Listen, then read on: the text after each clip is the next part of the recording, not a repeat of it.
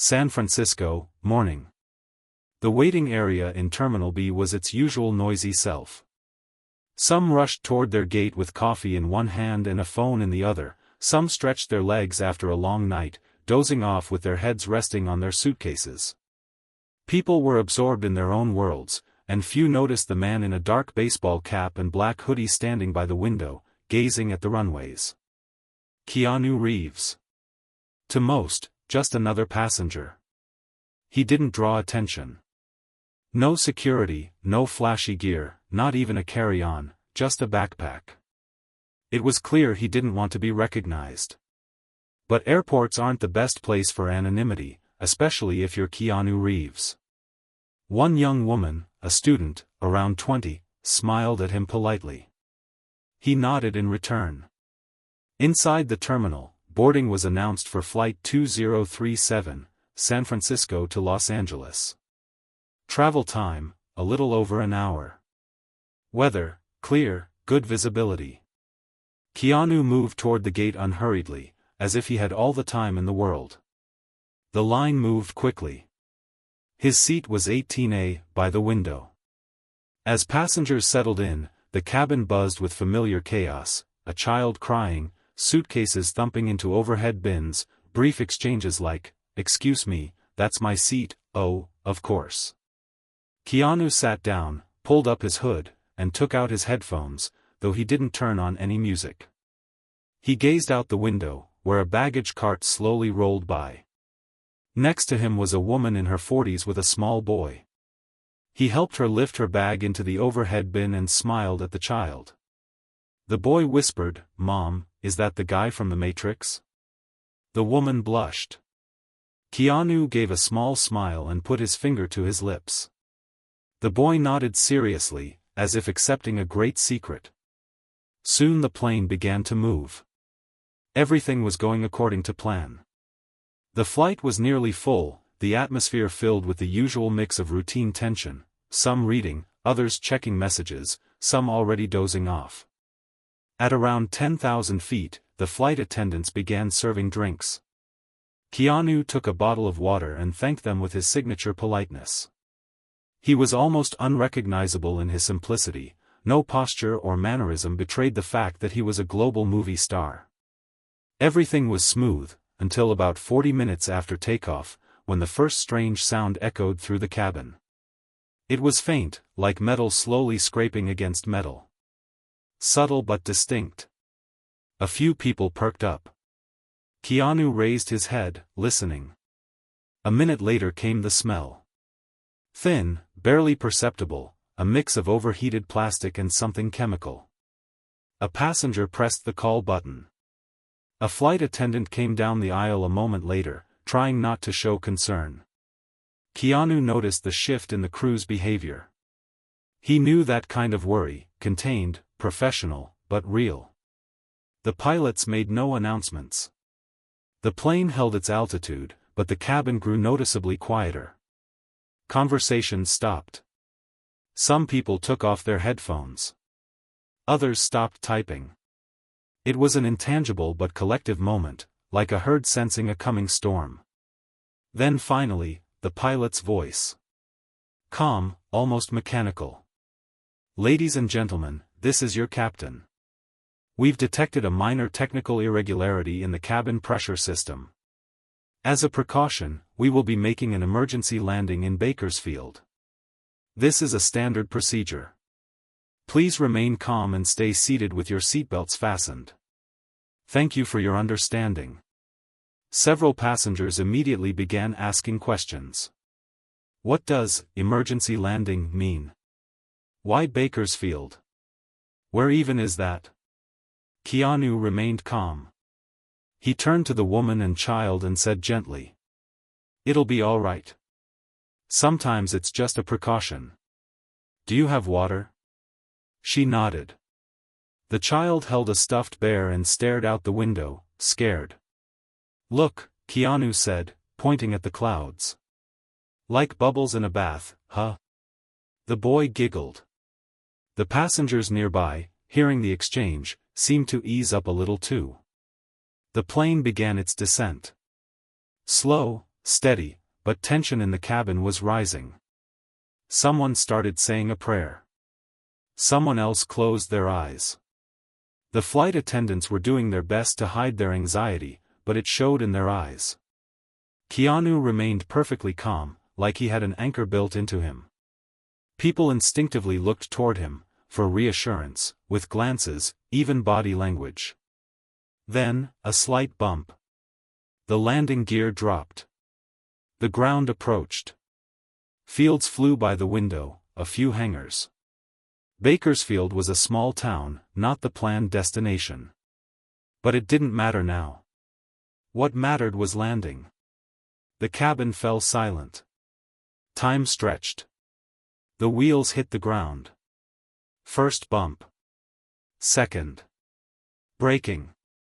Keanu gripped the armrests, his breathing steady. The plane stopped. Silence. Then, applause. Tentative at first, then louder. Someone wiped their forehead. Someone cried. The pilot's voice again. Welcome to Bakersfield. Thank you for your patience. But no one knew this was only the beginning of the journey. The real story was just about to start. Bakersfield Airport, not the kind of terminal where stars are greeted or red carpets are rolled out. Everything here was modest, a single tarmac, a few service vehicles, the hum of an old generator somewhere in the background. But it was here, to this unremarkable spot on the map, that Flight 2037 landed, unable to reach its final destination in Los Angeles.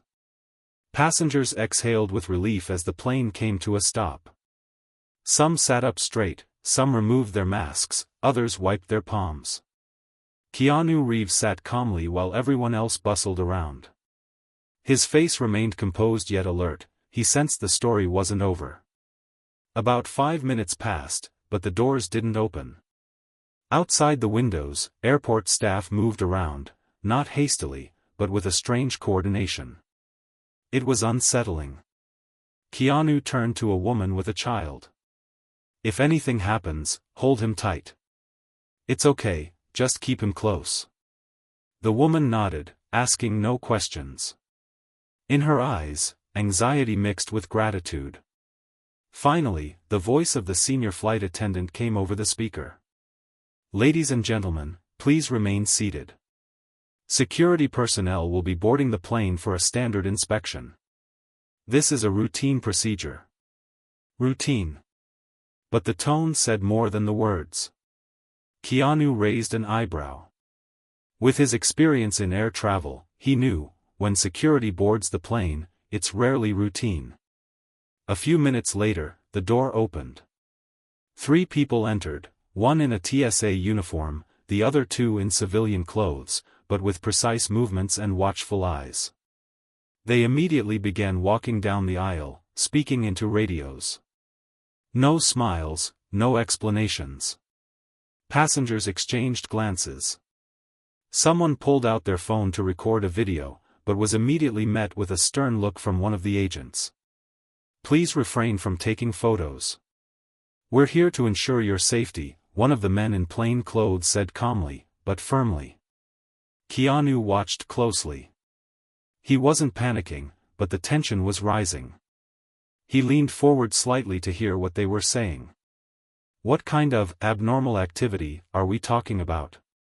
One officer asked another in a low voice. Not sure. Sensors picked up a temperature change in the tail section.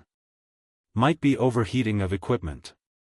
But, he looked down, as if something didn't add up. Pilots claim everything is under control, but we have to check. It was at that moment Keanu understood, this wasn't just a technical issue. He stood up, walked over to one of the officers, and politely asked without crossing any lines. Excuse me, I don't mean to interfere, but may I ask, is this related to flight safety? Or something else? The man looked him over. Seemed to recognize him. Gave a brief nod. Everything's fine for now, sir. We just have to be sure. Thank you for your understanding. The response clarified nothing. Passengers were asked to deplane by rows. Keanu exited among the last. Outside, the wind was hot. Around him, concrete, rusty staircases, and a single shaky bus meant to take everyone to the terminal. Inside the bus, it was stifling. People were silent. Only one man, around 50, in a suit, was talking on the phone, irritated. "I was supposed to be in Los Angeles 2 hours ago. Who's even heard of this Bakersfield?" The bus moved. Keanu said nothing. His phone vibrated, a message from his assistant. "Where are you?" "LA is already waiting." "All good?" He didn't reply. "Not yet." When everyone was brought to the terminal, someone was already waiting. Not journalists. Not hotel staff. But people in uniform, and the same two in plain clothes from the plane. Everyone was asked to go into a waiting area. No explanations. No coffee. No Wi-Fi. Only a loud, tired air conditioner. Then an announcement. "Passengers of Flight 2037, please remain where you are. We're waiting on clarification from the airline. A transfer to Los Angeles may be arranged. Or a backup aircraft. Please be patient." The murmurs began. Someone demanded a manager. Others tapped on terminal screens, trying to find any link to the outside world. Keanu stepped aside, sat on a plastic chair, and pulled a notebook from his backpack. He rarely traveled without it. On a clean page, he wrote, "Flight 2037. Too many questions. Too few answers. This couldn't be just overheating." He closed the notebook. Across the room, a TSA officer was speaking into his radio. Yes, he was on board. Yes, confirmed. He's already disembarked. Repeating, Keanu Reeves was on Flight 2037. He said those words not knowing Keanu himself was sitting just a few feet away. And had heard everything. Keanu looked up. Something wasn't right. The Bakersfield Airport terminal kept humming in the background, old air conditioners, the creak of stools, the clumsy steps of on-duty staff. But all of it faded behind the main event, the tense silence surrounding Flight 2037. Passengers were starting to lose patience. Keanu Reeves sat in a corner of the lounge, observing. His face showed no irritation, only focus. He knew, when everything seemed too calm, it wasn't a reason to relax, it was a reason to be alert. Soon, a man in his 40s entered the lounge, wearing a short-sleeved shirt and a badge that hung carelessly, as if it didn't matter. He quickly scanned the room, his gaze lingering on Keanu before approaching a TSA officer who was speaking into a radio. They spoke in hushed tones. Keanu couldn't hear the words but he saw the gestures. The man in the shirt nodded, glanced at Keanu again, and, without blinking, walked toward him. "Mr. Reeves," he said calmly, stopping a few feet away. "Would you mind coming with me? We have a few questions." "Is it about the flight?" Keanu asked as he rose. "Yes. And something, beyond the flight." He didn't ask more. He slung his backpack over his shoulder and followed the man. They stepped into a corridor with gray walls. It was quieter there. The man introduced himself. "Agent Dean Bowers. Federal Aviation Administration. You're not in any danger. We just have some information we'd like to discuss confidentially." Keanu stopped. "Is it related to the emergency landing?" Bowers exhaled slowly.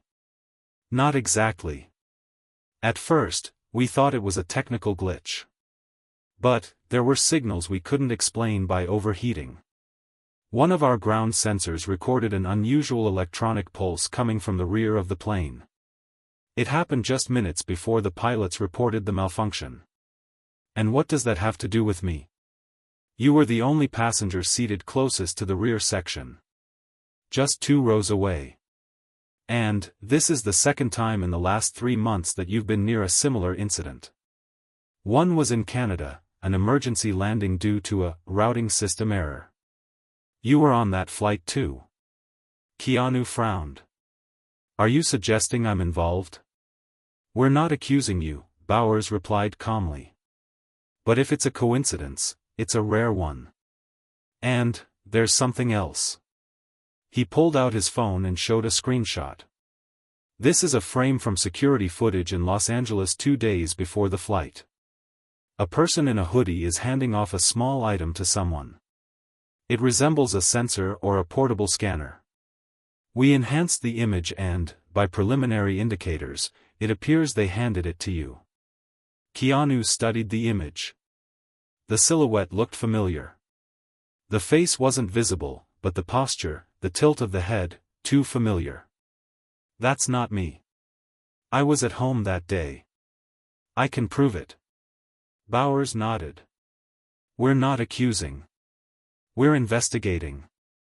But you understand how strange this looks? Keanu sat down on a chair. What do you want from me? Just answers. What do you remember from the last minutes on the plane? Any strange sounds? Anyone acting unusually? Keanu thought for a moment. He closed his eyes, diving into the memory, the cabin, the lights, the gentle sway of the aircraft. And then, yes, there was a moment. Shortly before the emergency landing announcement, a strange sound. A high-pitched noise, barely audible. Someone was rustling a plastic bag in the next row, and he had thought it was just the sound of plastic. There was a sound, he finally said. Very faint. Not sure if it's important. And, yes, there was a guy 3 rows ahead, acting a bit nervous. Kept looking out the window. He had gray headphones. I even remember thinking he looked like someone I used to know. Bowers immediately stood up. We have seating records. Do you mind taking a look? No, of course not. They entered a room with a computer. The agent quickly pulled up a seating chart. Keanu pointed to the spot. That's him. Right there. Okay. Name, Lawrence Mason. Checked in 3 hours before departure. Ticket bought through an online platform using a VPN. Payment, cryptocurrency. Is that suspicious? It's unusual. Very. Bowers glanced at Keanu, now with a bit more openness. Listen, I know who you are. You've been caught up in strange situations before, but you've always been on the right side. If this is another one of those times, it's better we figure it out now. Keanu exhaled. If you think there might have been more than just a malfunction on board, if someone actually caused it, I'm willing to help. We believe someone might have been testing something. Possibly a device. And whoever it was, they knew you would be on that flight. Silence fell between them. Are you saying, it was planned? We can't rule it out. Keanu looked out the window, the evening was closing in. But in his mind, a new dawn was breaking, the dawn of a new, unclear chapter. What happens next? Bowers looked him straight in the eyes. Next, you have to decide. If you want to walk away, we'll let you. If you want to find out the truth, we need your help. Including, to understand why you ended up at the center of this. Keanu nodded. Slowly. Deliberately. I'll stay. Getting involved, it wouldn't be the first time. And they shook hands. Bakersfield felt like it had exhaled its last breath. The airport, temporary haven for a grounded flight, was now empty. Most passengers had gone their separate ways. But Keanu Reeves stayed. Stayed because he felt it in his gut, this wasn't just a coincidence. His intuition, sharpened over years on film sets where reality and fiction blurred, was now whispering that something much larger was at play. He rented a room in a small motel 20 minutes from the airport. A simple space overlooking the highway, an old TV, the lingering scent of cheap air freshener. Keanu sat on the bed with a laptop in front of him. Agent Bowers had given him a partial file on that mysterious passenger, Lawrence Mason. And it was, disturbingly empty. No social media. No digital footprint, Keanu muttered, scrolling through search engines. No photos, no mentions, except for a fake address in Denver registered to a shell company. He called an old contact, a hacker nicknamed Cedric. They had once collaborated on a documentary project about digital surveillance. Cedric agreed to dig into the ticket, IP address, and payment details. While waiting, Keanu did what he did best, stepped into the real world and looked around. He returned to the terminal and walked into the same coffee shop, the one where the pilots had grabbed their pre-delay caffeine. The barista froze when she recognized him. "Sorry to bother you," he said. "On the day of the landing, did you notice anything strange? Something that felt out of place?" She paused, stirring her cup absent-mindedly. "There was this guy. Weird one. Bought a coffee and, just left with it. Didn't board any flight. Just stood by the window, staring at the plane. Then he left. Paid in cash, but, there was this strange logo on his shirt. Looked like the letter N inside a square." Keanu's posture stiffened. He had seen that symbol before.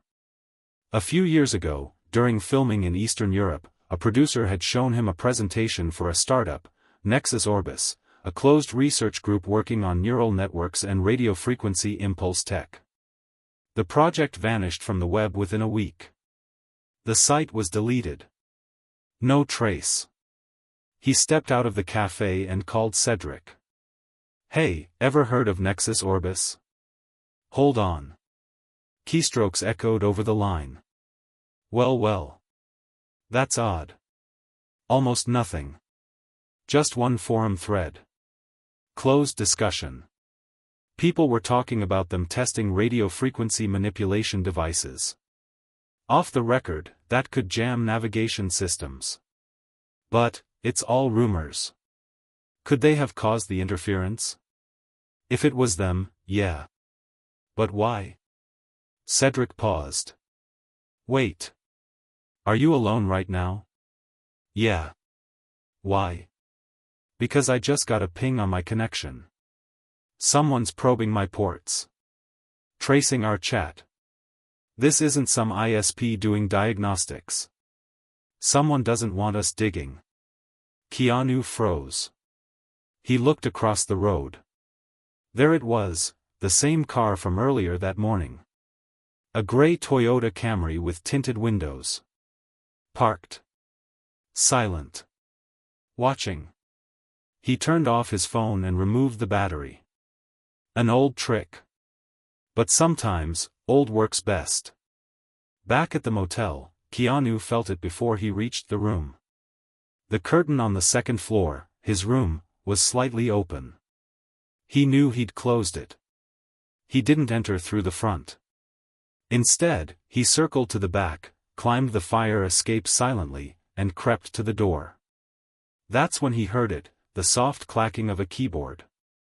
Someone was digging through his laptop. He pulled out a pocketknife from his bag, not a weapon, but better than nothing. A deep breath. Then. Kick. Boom. The door flew open. A man in a black jacket was already on his feet, grabbing Keanu's backpack. His face hidden. A leap through the window, and he was gone, sliding down the drainpipe. Keanu gave chase, but it was too late.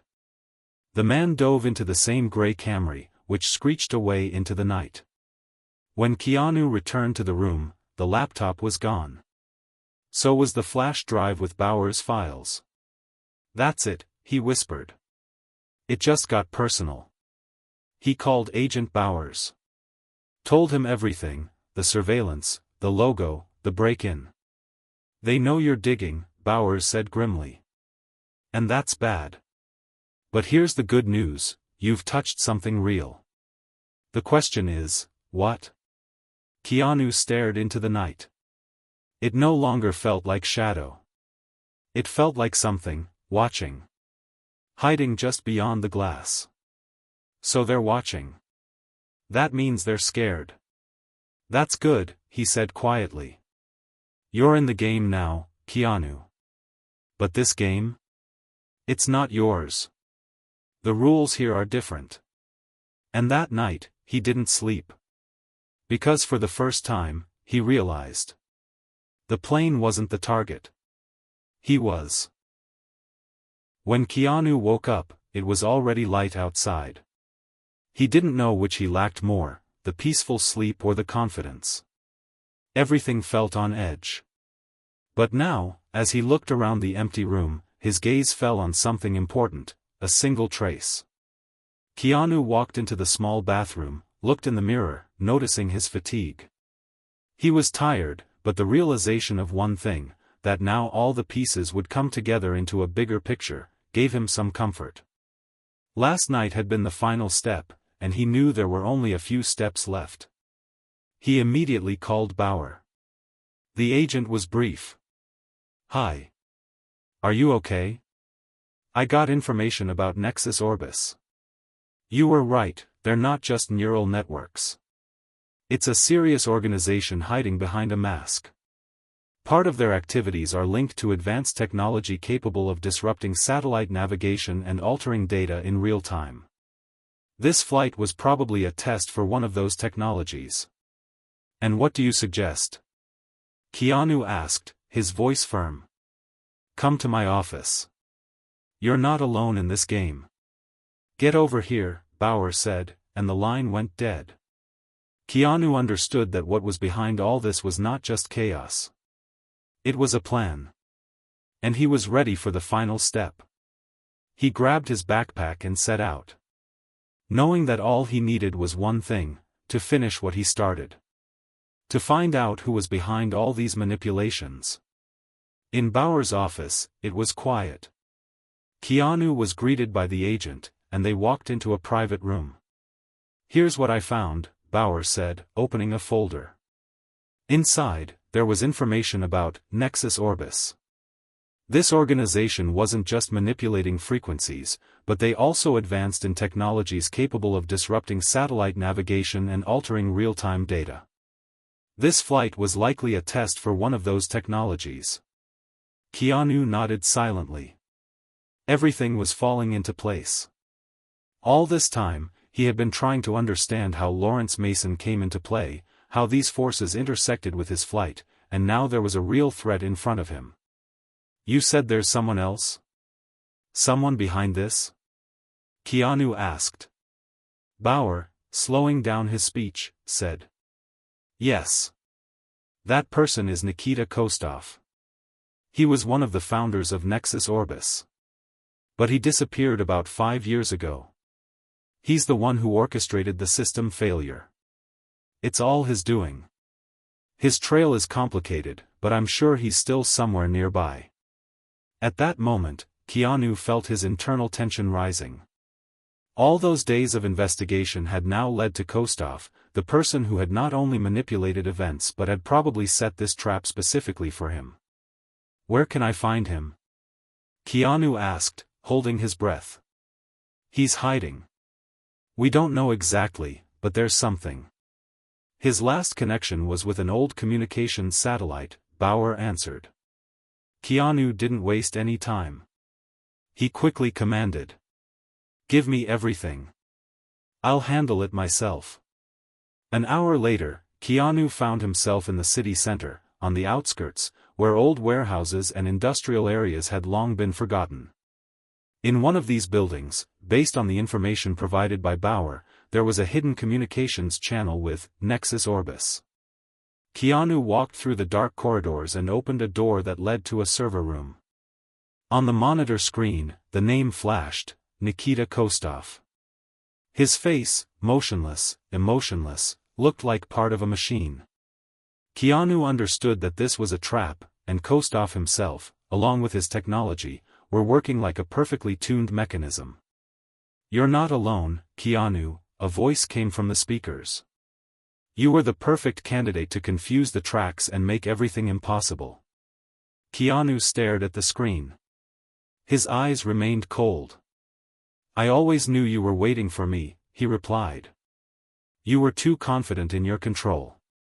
And then Keanu switched on the second screen, connected to his phone. The signal from the compromised channel was suppressed, and now all contact with Nexus Orbis was destroyed. The mechanism fell apart. All that remained was a glance at the empty room full of high-tech equipment, now meaningless. Nikita Kostov disappeared. The screens faded one by one. The technologies upon which this vast network was built collapsed. Returning to the airport, Keanu felt that his own mission was coming to an end. He sat in that very terminal, in the very spot where it all began. His flight had been delayed. His luggage was returned. The system failure no longer existed. He stood up, heading for the exit. One last glance at the airport screen, and his words became a farewell to the shadow. It's over. There's nothing left beyond the horizon but light. Thus ended Keanu Reeves' story. From the first steps in the airport's twilight to the confrontation with the shadows of the world of technology. At that moment, he didn't just return home, he freed the world from an invisible threat that could have consumed everything. And now, among ordinary people, he was once again what he had always been, Keanu Reeves, the actor who saved the world not from supervillains, but from a shadow in which a threat hid, so invisible that it could only be felt.